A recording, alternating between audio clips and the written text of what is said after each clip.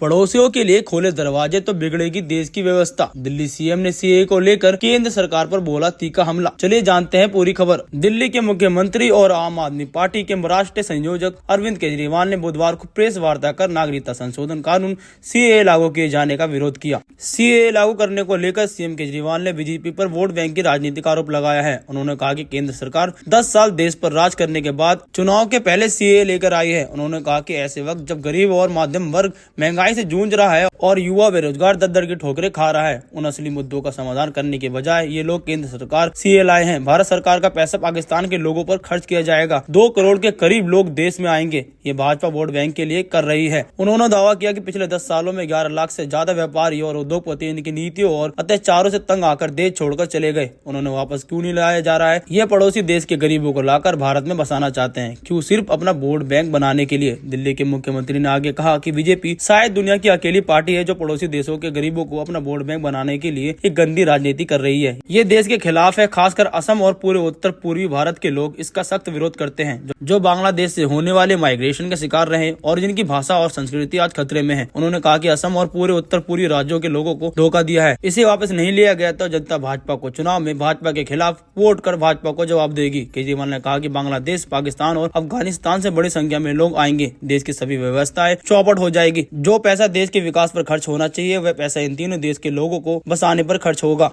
नमस्कार। कल भाजपा की केंद्र सरकार ने सीए लागू करने का नोटिफिकेशन जारी किया है। 10 साल देश पे राज करने के बाद ऐन चुनाव के पहले इन लोगों को सीए की बात करनी पड़ रही है। अगर 10 साल में कुछ अच्छा काम कर लेते तो शायद आज सीए की जगह अपने कामों पे वोट मांग रहे होते। आज देश के सामने सबसे बड़ी समस्या महंगाई और बेरोजगारी की है। किसी को भी घर चलाना मुश्किल हो रहा है। इतनी ज़्यादा महंगाई हो गई है, कमर तोड़ महंगाई हो रही है। उधर हमारे युवा दर दर की ठोकरें खा रहे हैं रोजगार के लिए। उनके ऊपर डंडे लाठियां बरसाई जा रही हैं। ऐसे में सरकार बेरोजगारी और महंगाई का समाधान ढूंढने की बजाय सीए की बात कर रही है, तो ये बड़े दुख की बात है। ये सीए आखिर है क्या?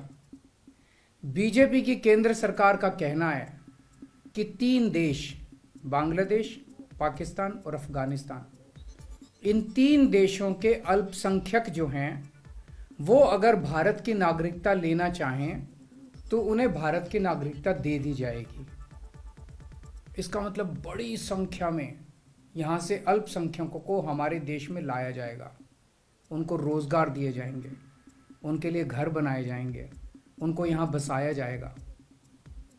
अजीब बात है ना।